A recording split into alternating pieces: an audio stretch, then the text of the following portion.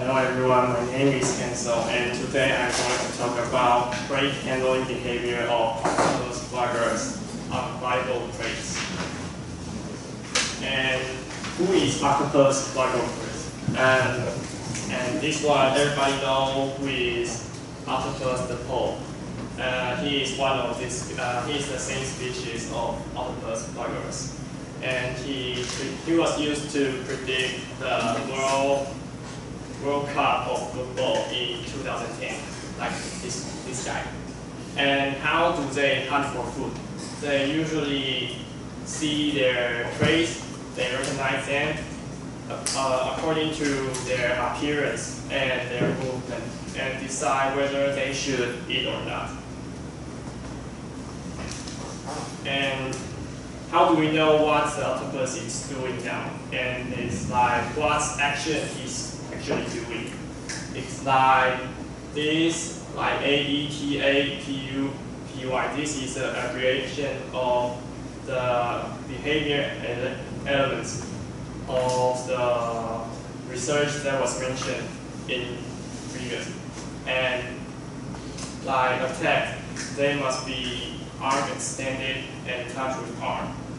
And pulling must be, you can see the tensing of the arms and the mental musculature. And what's ingestion is like when they're going to eat, they will have a gentle flutter through the symptom. Symptom is it's like a circle. It's a tube that octopus spread out their water, sea water, and according to the research, they will prey on crabs and clams. And we also see they will drill a hole on molluscan and crustacean. So why did we do this study? Because most of the descriptions are all about octopus preying on crustaceans like crabs. And we also want to provide a general description when octopus prey on bivalves. So what we want to know is that whether prey type is the different species of prey and the different size will affect handling behavior in Octopus vulgaris. And so first we made two groups, size and species. And we made them to measure the latency of attack and handling time. After that, we observe their behavior sequence. And finally, we do the statistic analysis. So what is the definition of latency of attack? The time is from the prey land till the octopus start to move. And what is the definition of handling time? It's when the octopus touch the prey till the octopus start to eat the prey. So next, the two groups we made. ST group means the different species of this. We have 3 species for this experiment. And this is their names, and this is the amount of the specimens. And ST group means different size. And we use Callista chart for this experiment. And as a result, we see, according to the result, we found that when at the first time, an animal will stay at home position and the prey lands on the bottom of the tank. And after that, the octopus start to attack and get hindered by both under the mouth region. And after, they will carry the prey home and sit on it. And next, they will handle the prey and origin. But what will they origin? Because they need to try to move it to the easier way for them to pull the clams apart. So this is the real picture. It's a little bit unclear. And the next is when this is the pulling actions of the picture. And when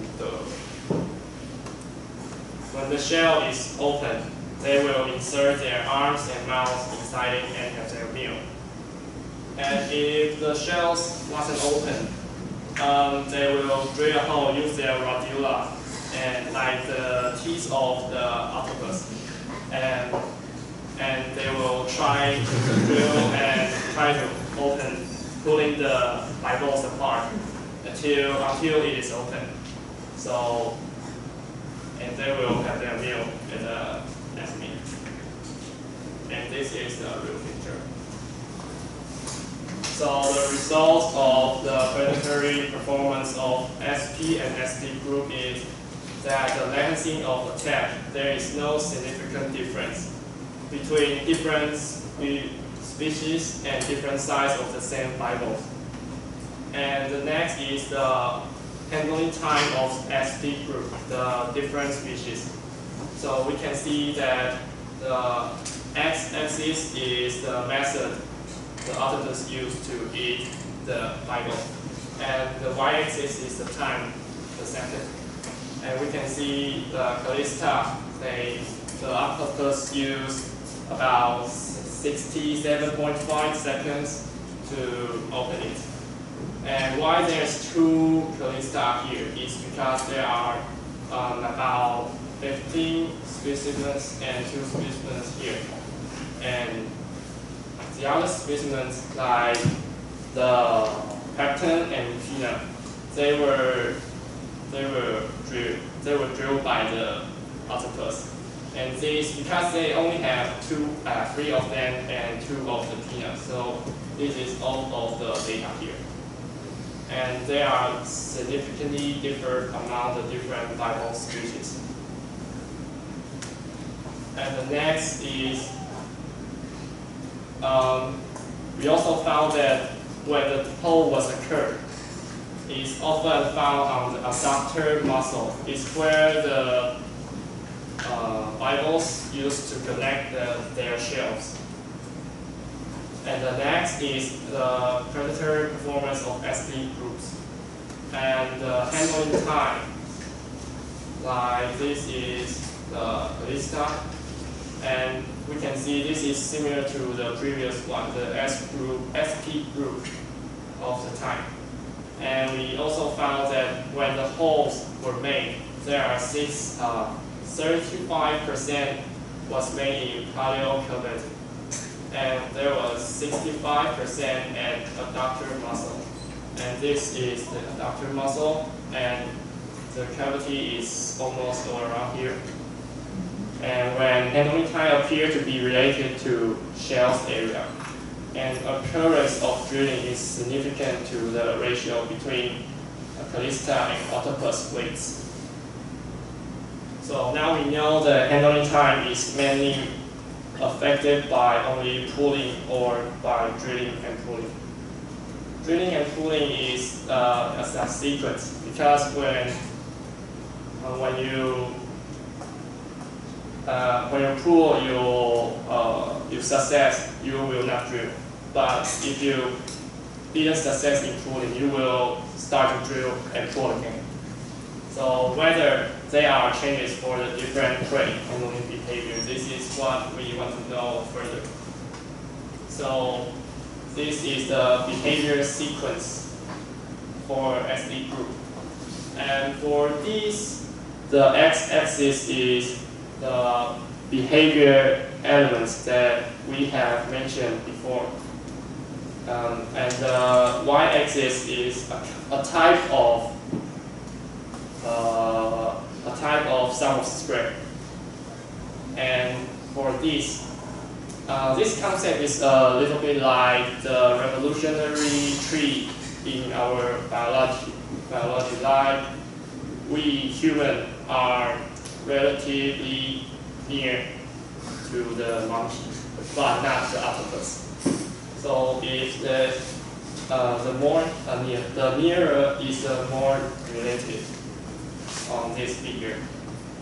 And these actions mean about attack, manipulatory, and exploratory. And these include the attack action and how they change colors at the outside, the consummatory means the final eating phase of the octopus. And motor activity is like you carry the bivalves back to your home. And next one is behavior sequence of SP group and SP groups. And as before, this part, cluster 1 is means predatory and feeding actions. And this is pulling, and pulling just, yes, pulling. And predatory include attack and eating. So our result is that the behavior sequence have no significant difference between different bivalve species. And the behavior of sequence of feeding by pulling is not significantly different from breeding and pulling. And this is the result. Prey handling behavior significantly changes with differently sized bivalve prey species. And this is my presentation. Thank you. 10 minutes, no, 11 minutes, 12 seconds.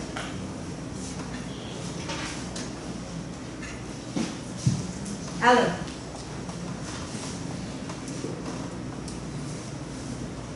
Lisa.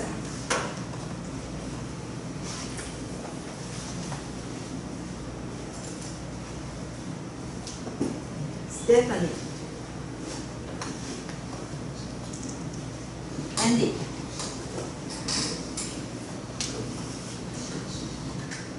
Alan. I'm curious about that, how the octopus is going to drill his prey. How is the method that he drill into the prey? The method they drill into the prey because they can't pull the bivalves apart, so they try to drill on it. And they use their radula. It's like our teeth in our mouth for octopus. And they also use some secretion from the octopus to make the shell softer and we can to drill. Lisa. Yeah.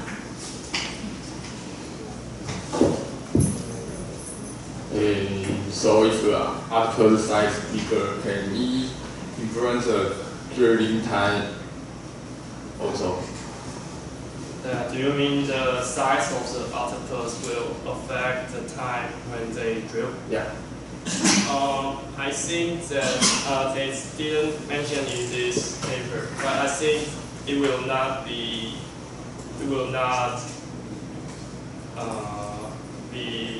a large variety because they use their radula and the secretion they make. So it makes like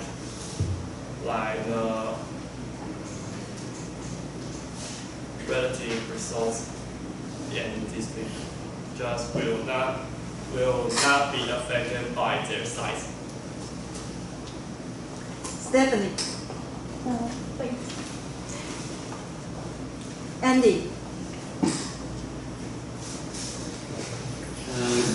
How about the environment in tanks? Environmental.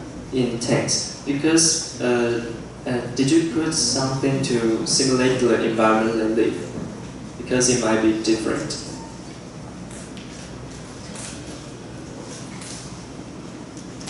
This is unclear, but like this species is often live in shallow water and on the rock, and the researchers try their best to make this like their home. There's the sands and rocks under the tank here.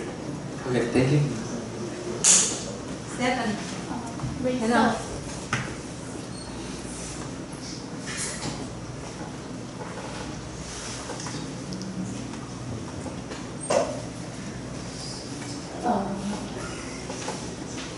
Result.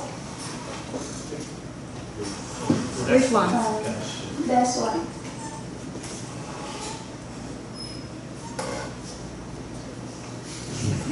Orange.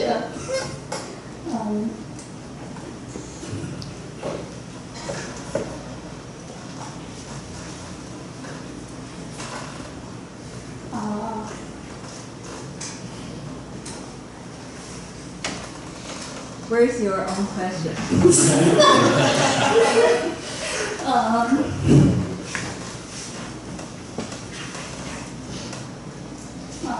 Why not significantly differ from dream and pulling? So these two figures seems different, but it's relative not significant due to the statistically analyzed. And this method is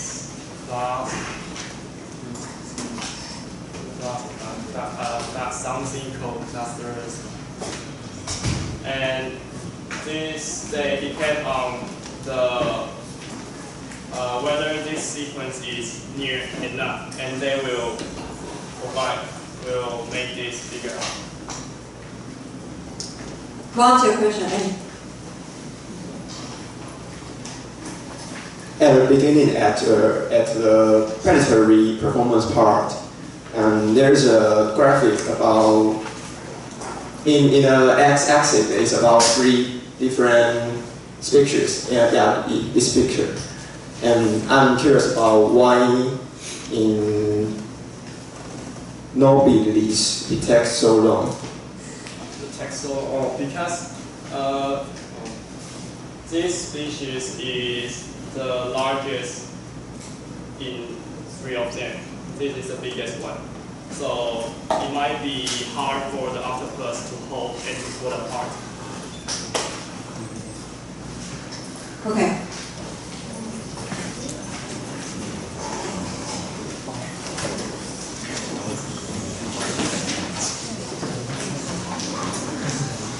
So Hansel, I think the slides were easy to follow, and your stage performance was actually also quite nice. So we were very familiar with the script, and we look at the audience. But I think there were some things that could be improved. So the first thing is about when you were talking about octopus, you talk about how they how they pull the bivalve apart or how they drill. Then you talk about some body parts of the octopus. Now you talk about, I don't remember the name, it's like its teeth. The easiest way is you look for a photo and add next to the on that slide. Then you will improve our impression on the words. If you just say a word, then it leaves basically no impression. So always add an image and print the keywords.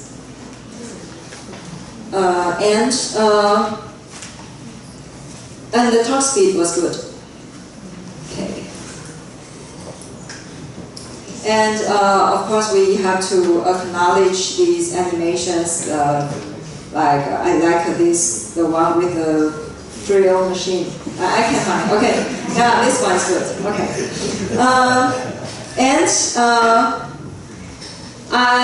The data figure is made by yourself, right? Okay. Then, like the previous talk, you have to enlarge the number here. And one thing I think that's a bit confusing is about your SD group. So it's about your SD group. Is it true that your SD group means the same species but different size of the shell? But I can't see where is the data for different size of the shell. So it's like it's only one size, one shell.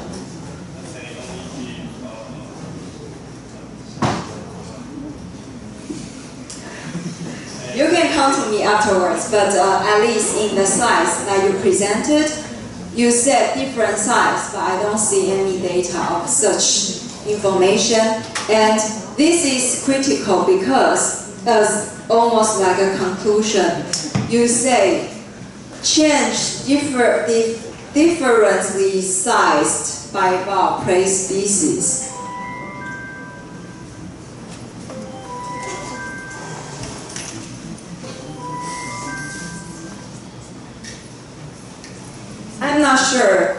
this sort of conclusion or take-home message is based on SD experiment or SP experiment. Because in the XP experiment, like one of the audience asked, the 3 species also had different size. So you have to clarify that. And I have to say, even after you try to explain, these tree plot based on cluster analysis is still very confusing.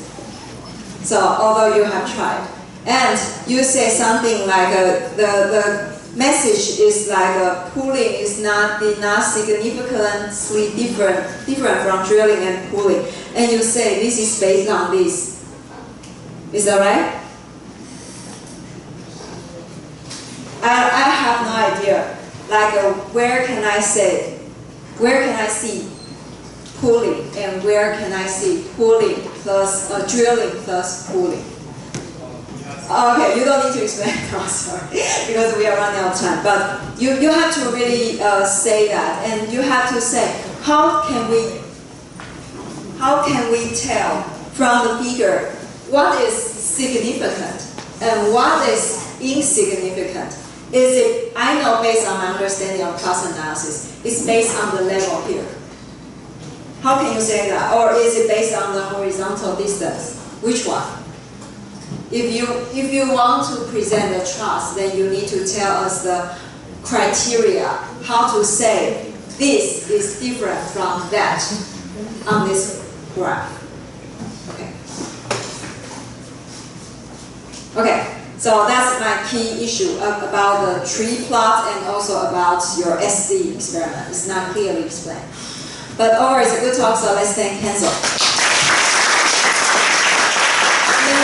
Next week, Stephanie, Hao, Roy, and Kevin Chen.